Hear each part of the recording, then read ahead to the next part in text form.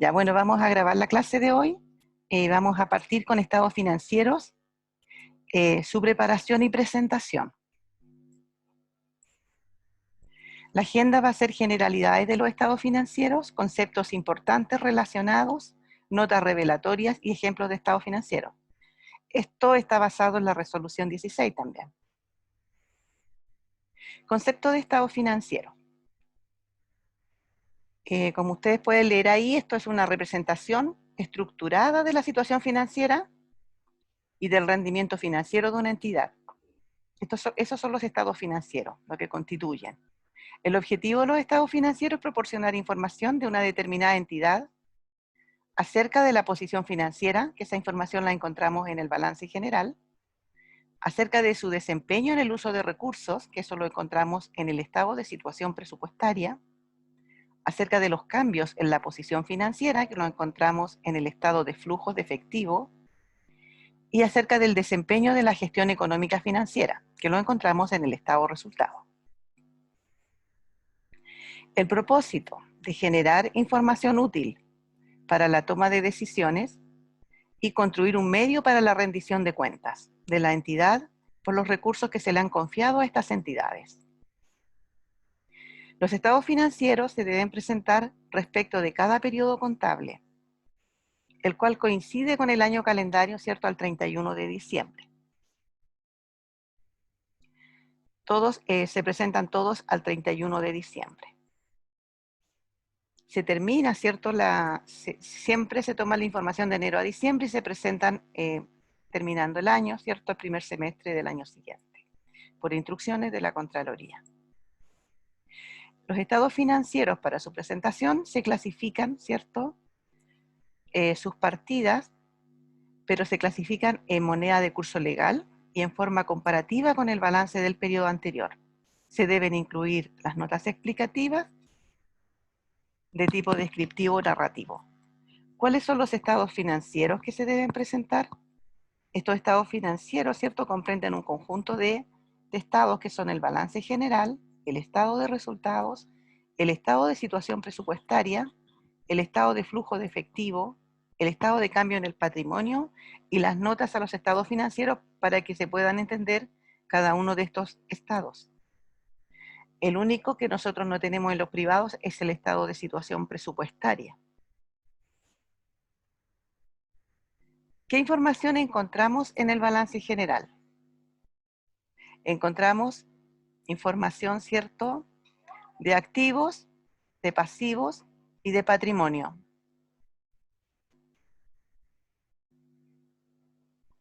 El balance general tiene por objeto mostrar la situación económica financiera de la entidad a una fecha determinada.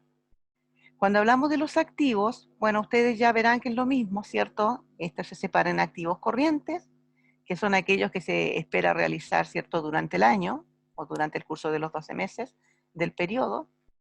El activo no corriente es aquel que se espera que se realice, ¿cierto?, pasado ese periodo, o sea, a más de un año. Y los pasivos también. Los pasivos corrientes también se van a clasificar, ¿cierto?, lo que se debe liquidar dentro del plazo del año o dentro de los 12 meses. Y el pasivo no corriente son aquellos pasivos contraídos que se deben liquidar posterior al año, ¿ya? La diferencia entre el activo y el pasivo es lo que nosotros conocemos como patrimonio. Aquí hay un formato de cómo se presenta el balance general. Esta información está, chicos, lo que yo le decía en la resolución 16. De hecho, está basado en esto. Porque no puede haber otro. O sea, la Contraloría emite la resolución y dice así se hace y así se hace, ¿ya? Si ustedes se fijan, tenemos el activo corriente, recursos disponibles, bienes financieros, gastos anticipados, existencias, como activos corrientes. Cada uno de ellos tiene su norma internacional de contabilidad del sector público. Obviamente que está todo ya considerado en la resolución 16 como normas específicas. En los activos no corrientes tenemos bienes financieros, tenemos bienes de uso, bienes intangibles, propiedades de inversión, activos biológicos, otros activos. También cada uno con su NIC y también aparece su norma específica en la resolución en el plan de cuentas. En la resolución 16 y en el anexo, ¿cierto?, de las municipalidades en el plan de cuenta de ellos. Bienes de uso, chicos, involucra edificaciones institucionales, terrenos, infraestructura pública, bienes concesionados, bienes de uso leasing, otros bienes de uso, deterioro acumulado de bienes de uso y depreciación acumulada de bienes de uso, que es lo que vamos a ver después de que terminemos, ¿cierto?, con esta presentación. El pasivo corriente tiene las deudas corrientes, deuda pública, otras deudas, ese es su pasivo corriente. Se presenta, si ustedes se fijan, en comparativos, 31 de diciembre del 2000X2, 31 de diciembre del 2000X1. Tenemos los pasivos no corrientes, también tenemos deuda pública, otras deudas, y tenemos el patrimonio del Estado, ¿cierto? Que hay un patrimonio institucional, los resultados acumulados, el resultado del ejercicio, el interés minoritario, y, bueno, las notas al balance, ¿cierto?, general. Como verán, no difiere tanto de lo que ustedes conocen.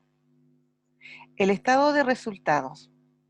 Este estado lo que hace es mostrar el desempeño de la gestión económica financiera de una entidad pública en un periodo contable determinado. Todo esto a través de las variaciones indirectas del patrimonio, evaluando elementos reconocidos como ingresos y gastos patrimoniales habituales. Aquí vemos nuestro estado de resultado, el formato, los ingresos que tiene ingresos por impuestos e imposiciones previsionales. Dentro de los ingresos ustedes verán que tienen impuestos, imposiciones previsionales. Tiene transferencias recibidas, transferencias corrientes, transferencias de capital, aportes fiscales. Tiene ingresos por venta neta de bienes, por prestaciones de servicio. Tiene ingresos también por arriendos, por rentas de propiedades. En la venta neta de bienes se desglosa cuando vende, por ejemplo, bienes de uso o bienes de uso por actividades discontinuadas, venta de propiedades de inversión, venta de bienes intangibles, venta de activos biológicos. Tiene también ingresos financieros, ¿ya? Como ustedes ven aquí, tiene en general tiene instrumentos, por ejemplo, de patrimonio, resultado asociado y negocio conjunto. Algunas cosas se parecen a lo que tenemos nosotros en IFRS, en las empresas privadas, ¿cierto? Intereses que ellos cobran, ventas o rescate de bienes financieros, reversiones de deterioro. Otros ingresos, bueno, ellos tienen multas, eso no lo tiene la privada. Para la privada la multa, cierto, es un gasto y más encima es un gasto rechazado. Pero para el Estado las multas son un ingreso. Y otros, que incluyen arriendos de propiedades de inversión y recuperaciones de licencias médicas, ¿ya? En los gastos, tiene gastos en personal, los cuales separa en personal de planta, personal de contrata, personal de honorarios y otros. Las prestaciones de seguridad social, transferencias que otorga, ¿cierto? Transferencias corrientes, transferencias de capital, aportes fiscales. Aquí caen las subvenciones, las concesiones, ¿ya? Que hacen ellos, para ellos son gastos. Para las empresas que lo reciben y para las entidades que lo reciben son ingresos. Tenemos como gasto la depreciación y la amortización. La depreciación, el concepto se usa para los bienes de uso y la amortización para los bienes intangibles. Tenemos las bajas de bienes, el deterioro, los gastos financieros, intereses que pagan, ¿cierto? Deterioro de bienes financieros y otros. Como ven, también tiene un interés minoritario cuando tiene inversión, ¿cierto?, de otras entidades. El estado de situación presupuestaria. Este estado, ¿cierto?, tiene por objeto informar sobre el resultado de la ejecución del presupuesto autorizado por una entidad pública por las instancias administrativas pertinentes. Es sancionado a través de instrumentos que correspondan al caso, tales como la Ley de Presupuestos del sector público. Del análisis de dicho estado resulta factible medir el grado de desempeño o nivel de ejecución de los recursos que las entidades administran para satisfacer las necesidades públicas implícitas en el cumplimiento de sus cometidos. Este estado de situación presupuestaria se constituye por los elementos, ¿cierto?, o cuentas consideradas ingresos y gastos. ¿ya? De las clasificaciones presupuestarias vigentes. Las transacciones presupuestarias deben ordenarse de acuerdo a su origen, en lo relativo a ingresos y al objeto o naturaleza de los gastos. Los ingresos presupuestarios corresponden a flujos financieros destinados a financiar gastos presupuestarios del ejercicio. El gasto presupuestario son flujos financieros correspondientes a la aplicación de los recursos de la entidad y que han sido autorizados como gastos en el presupuesto. Para preparar el estado, chicos, de estado de situación financiera, ¿ya? Siempre van a considerar como inicialmente el presupuesto que fue autorizado, que va a ser, ¿cierto?, al inicio y al final. La ejecución del presupuesto, a donde se integra lo devengado y lo que se paga en forma efectiva. Y esta integración que hace, ¿cierto?, esta ejecución del presupuesto se integra contablemente, reflejada en las cuentas deudores presupuestarios y acreedores presupuestarios. Los ingresos, al indicar los ingresos por percibir y los gastos por pagar, que al término del ejercicio corresponden a los rubros deudores y acreedores presupuestarios registrados en el balance general. Del estado de situación presupuestaria, se considera el nivel agregado del clasificador presupuestario. La ejecución reflejará los ingresos reconocidos como devengados y percibidos, y los gastos los va a reconocer como devengados y pagados. Cuando hablamos del devengado es porque tienen el derecho, ¿cierto?, a percibirlo y no lo han percibido, y cuando hablamos en el caso de los gastos, el devengado es que está la obligación, ¿cierto?, de que deben pagar. Alguien tiene el derecho a cobrarle. El ingreso se va a reconocer de acuerdo al principio del devengo y la normativa contable y presupuestaria aplicable. Es decir, van a reconocer un deudor presupuestario y un pasivo o de un ingreso o bien la disminución de otro activo. El reconocimiento de un ingreso como percibido supone la materialización de su cobro en forma de efectivo o de otros recursos disponibles o en una disminución de una obligación presupuestaria. Es el tratamiento contable que tienen en general los ingresos, no importa si sea sector público o sector privado. El gasto se va a reconocer de acuerdo al principio del devengo también y la normativa contable y presupuestaria aplicable. Supone el reconocimiento de una obligación presupuestaria y el de un activo o gasto, o bien la disminución de otro pasivo. El reconocimiento de un gasto pagado supone la materialización de su desembolso en forma de efectivo u otros recursos disponibles o en una disminución de un deudor presupuestario. Aquí tenemos el formato del estado de situación presupuestaria, donde si nosotros nos fijamos, parte con los ingresos, ¿cierto?, el inicial y el actualizado, y acá sale lo que se ha devengado y cuándo lo recibe. No necesariamente el devengado coincide con la parte efectiva, ¿ya?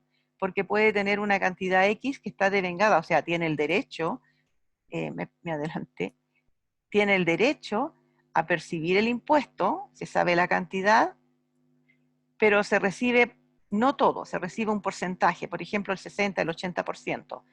Algunos no pagan los impuestos, los pagan después, entonces siempre va a quedar una parte a lo mejor por recibir, ¿ya? Cualquiera de estos ingresos tiene la misma característica, se reconoce el devengado, ¿cierto? Primero está el presupuesto, lo que se presupuestó y fue aceptado, y el monto, ¿cierto?, actualizado de ese presupuesto. Luego el derecho a percibirlo, y luego lo que realmente entró y cuánto queda por percibir todavía. En el caso de los gastos, también, ¿cierto?, tenemos lo que se presupuestó y que fue autorizado, y lo que realmente, ¿cierto?, después ocurre, o sea, el devengado, que es lo que queda por pagar y efectivamente lo que se ha pagado, y el saldo es lo que queda, ¿cierto?, que deben ellos pagar, ¿ya? Estos son los gastos que tienen, ¿cierto?, en el sistema presupuestario. Del estado de flujo de efectivos. Del estado de flujo de efectivos, podemos decir, ¿cierto?, que es lo mismo también que en el estado de situación, de estado de flujo de efectivo de las privadas. La información acerca de los flujos de efectivo proporciona a la entidad y a los usuarios de los estados financieros las bases para evaluar la capacidad que tiene la entidad para generar efectivo, así como la necesidad de utilización de esos flujos de efectivo que ésta tiene. El estado de flujo identifica las fuentes de entrada de efectivo, las partidas en que se ha gastado el efectivo, durante el periodo sobre el que se informa y el saldo de efectivo a la fecha de presentación. El estado de flujo efectivo también informa de los flujos de efectivo del periodo, clasificándolo por actividades de operación, de inversión y de financiamiento. Y se deberá utilizar el método directo para la preparación del estado de flujo de efectivo, es decir, se obtendrá el estado a partir de las cuentas que miden la variación de los fondos presupuestarios y no presupuestarios.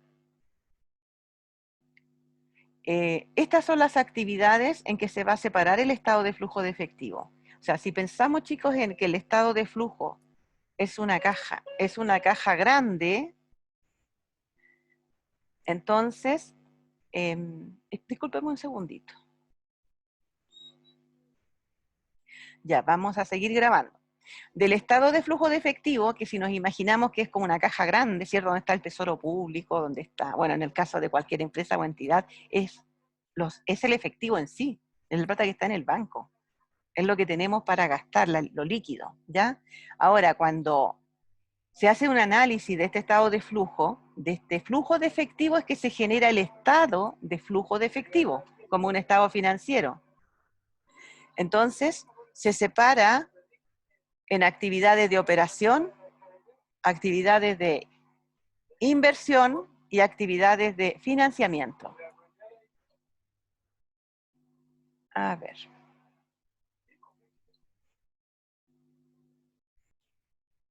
Ya. Entonces tenemos que cuando hacemos el análisis de este efectivo en qué se usa y cómo se genera, ¿cierto? Lo vamos a separar. ¿Entró dinero por actividad de operación o por actividad de inversión o por actividad de financiamiento? ¿Ya?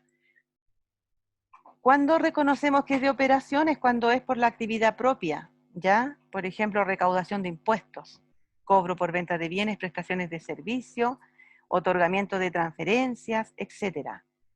Cuando es ingreso por actividades de inversión, es porque han recibido ingreso porque le pagaron adquisiciones de bienes de uso o de activos intangibles u otro a largo plazo, o porque cobraron por enajenaciones o disposiciones de bienes de uso, o recibieron pagos derivados de algún avance de iniciativas de inversión, etc.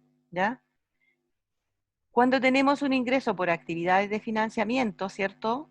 Es cuando recibimos dinero porque nos conseguimos un préstamo, hicimos un cobro, nos endeudamos como entidad, y obviamente por los mismos conceptos son los egresos, o sea, cuando hay actividades de operaciones porque egresos por actividades de operaciones, por ejemplo, cuando se paga la contrata, los sueldos, ¿cierto? Cuando hay actividades de inversión y hay salida de recursos es cuando adquirimos bienes de uso, eh, cuando tenemos cierto salida por actividades de financiamiento es cuando pagamos la amortización de la deuda pública, etcétera, ¿ya? No cambias quizás el objeto que se está transando o pagando o recibiendo, pero en general es de la misma manera como se clasifica, ¿cierto? Cuando nosotros desarrollamos nuestro estado de flujo bajo IFRS.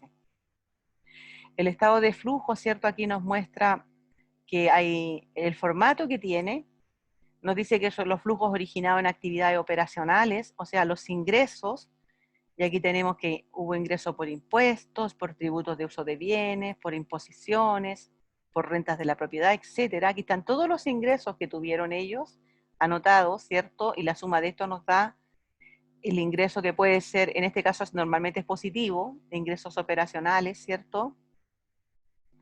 Luego tenemos los gastos operacionales, o sea, sale dinero por gasto en personal, bienes y servicios de consumo, prestaciones de seguridad social, integros al fisco, aporte fiscal libre, etcétera.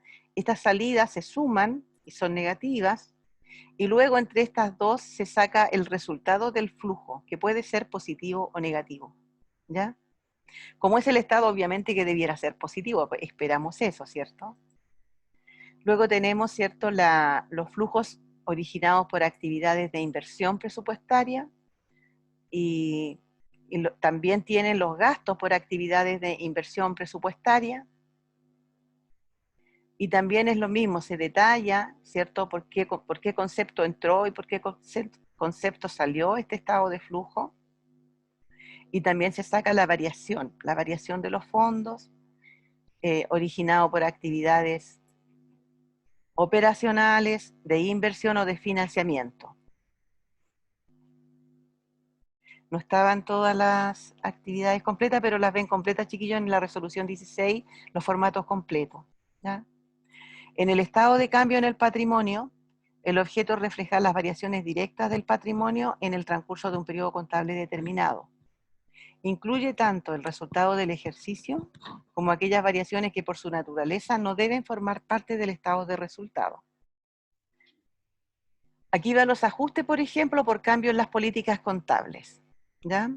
Ustedes recordarán cuando hicieron su trabajo de convergencia que todos los ajustes que hacían por cambio de políticas contables iba a una cuenta llamada reserva de primera aplicación o bien a los resultados acumulados. Por lo tanto, inmediatamente eso está afectando al patrimonio, los ajustes por cambio en las políticas contables. Los ajustes por corrección de errores. Cuando encontramos errores que pertenecen a periodos anteriores, lo que hacemos nosotros es ajustar el inventario inicial y ajustarlo contra la cuenta también de reservas o de resultados acumulados. Por lo tanto, también afecta al patrimonio. Ahora, esta información no está incluida en el estado de resultados, va directamente a patrimonio. Los ingresos y los gastos son reconocidos directamente en el patrimonio, ¿ya? ¿Por qué? Recuerden que activo menos pasivos es igual a capital, ¿cierto? Y eso se puede mantener invariable cuando nosotros hacemos transacciones que solo afecten a activos y pasivos. El capital no va a cambiar. Pero si nosotros hacemos una transacción que implique un ingreso o que implique un gasto, esto va a afectar al patrimonio. Entonces, si nosotros tenemos, por ejemplo, una transacción que hay un ingreso, inmediatamente el patrimonio va a cambiar y va a aumentar. Pero si tenemos una transacción que implica un gasto, esto va a ser una pérdida, ¿cierto?, en el resultado del ejercicio, pero en el patrimonio indica que el patrimonio va a disminuir, ¿ya? El objeto que tiene este estado de cambio en el patrimonio es revelar información que está indicando por qué se modificó el patrimonio. El resultado del periodo también lo muestra el patrimonio y los efectos en el cambio de la normativa y los saldos acumulados. El formato que tenemos del estado de cambio en el patrimonio lo vemos aquí, ¿cierto? También es comparativo con el 2001 y 2002, obviamente, porque les interesa saber si aumentó o disminuyó y por qué causas. Y tenemos los aumentos de patrimonio, que pueden hacer por cambio de políticas contables, ajustes por corrección de errores, cambios actuariales, variación de moneda extranjera por cambios en valor razonable de existencias, y podemos tener disminuciones de patrimonio por los mismos conceptos, cambio de políticas contables que disminuyen el patrimonio, ajuste por corrección de errores, cambios actuariales, variación de moneda extranjera, por cambio en valor razonable de existencias. La variación neta del patrimonio, y a eso, ¿cierto?, se le suma el resultado del ejercicio cuando es ganancia o se le resta cuando es pérdida. Se ve la variación neta del patrimonio y se compara, ¿cierto?, el patrimonio inicial con el patrimonio inicial. Y final, el inicial con el final. Cuando el final es mayor al inicial, ustedes recordarán que ahí tenemos rentabilidad del patrimonio. ¿Qué podemos decir de las notas a los estados financieros? Las notas son revelaciones que proporcionan información adicional que permite que los usuarios de los estados financieros evalúen los objetivos, las políticas y los procesos que ella aplica para gestionar su patrimonio. Estas notas, ¿cierto?, ayudan a entender la información. Son obligatorias y están indicadas en la resolución, ¿cierto?, cómo es el formato y el tipo de nota y cómo se debe hacer. Estas notas son descripciones narrativas o son desagregaciones de partidas reveladas en los estados financieros y contienen información sobre las partidas que no cumplen las condiciones para ser reconocidas en aquellos. Una entidad solo deberá revelar la información de aquellas notas que le sean aplicables. No está obligada a poner las notas de todas las normas, porque si hay alguna norma que no la aplica, no tiene que poner la nota la nota explicativa de esa norma, ¿ya? ¿Por qué está puesto esto? Porque había muchas entidades que seguían todo al pie de la letra y copiaban todas las normas.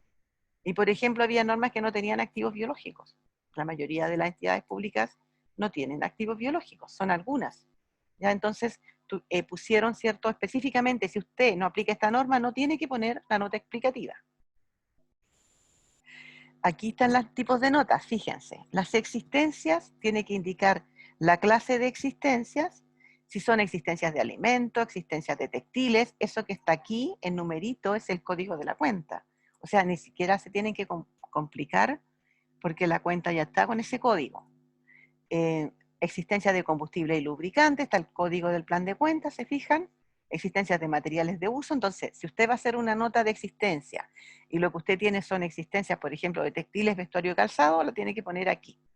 Pero si son de bienes de uso, la tiene que poner acá, ¿ya? De uso-consumo. Y aquí están todos los tipos, ¿cierto?, de existencia que pudieran tener. O sea, solamente están estos, son los únicos que puedo ocupar, ¿ya? Y tiene que ponerlo en cantidades, ¿cierto?, en miles de pesos y ponerlo del año anterior para que tenga una comparación. Otra información de las existencias es si las existencias fueron a valor razonable menos el costo de venta, lo pone ahí. Si las existencias fueron al costo corriente de reposición o si fueron reconocidas como gasto durante el ejercicio. ¿Qué pasa con los sellos posteriores a los estados financieros? ¿Recuerdan la NIC 10 de IFRS, chicos? Teníamos que habían hechos que eran posteriores, ya se había terminado el balance, pero no se había publicado, ¿cierto? Y aparecía nueva información. Y esta información nosotros la analizábamos y veíamos que habían hechos que implicaban ajustes y otros que no implicaban ajustes, ¿ya? Entonces los hechos que implican ajustes, esos deben ajustar los importes o reconocer las partidas que no reconocieron anteriormente. Por ejemplo, un litigio judicial que no lo teníamos reconocido y que afecta al estado financiero que se está presentando porque proviene de ese estado financiero. Por ejemplo, tenemos terminado el balance al 2020, ¿cierto? Y en febrero del 2021 llega una demanda de un litigio por trabajadores que se finiquitaron en octubre del año 2020. Como ven, corresponde al periodo 2020 y debemos sí o sí hacer ajuste, ¿ya? Y reconocer en este caso la provisión, ¿cierto? De este posible litigio judicial, obviamente que viendo si hay evidencia suficiente que indique que hay que hacer ajuste, ¿ya? Se supone que aquí ya se vio y por lo tanto hay que ajustar. Hay otros hechos que no implican ajustes, por ejemplo, y por lo tanto no se ajustan y no se reconocen. Sí se anotan en las notas explicativas, ¿ya? En ambos casos, chicos, los hechos que implican ajustes y los hechos que no implican ajustes, ambos llevan notas explicativas, ¿ya? Solo que uno se reconoce además en el balance, se hacen los ajustes al inventario final. Los hechos que no implican ajustes no se ajustan, no se reconocen, por ejemplo, el descubrimiento de fraudes o errores, ¿ya? Y sí se deben informar las notas explicativas. Cuando tenemos sí errores que involucran al año 2020, que estábamos viendo como ejemplo, y es necesario por la materialidad que tenga este error, se debe ajustar, ¿ya? Pero posterior a eso, no. Las referencias bibliográficas están en la resolución de la Contraloría General de la República, en la número 16, ¿ya? Y también hay información de las normas de presentación y preparación de estados financieros del relator del sector público, Raúl Cáceres, contador auditor. Entonces, Voy a dejar de compartir. No, no voy a dejar de compartir todavía. ¿Tienen alguna pregunta? ¿Quieren ver algo que hayan quedado con dudas?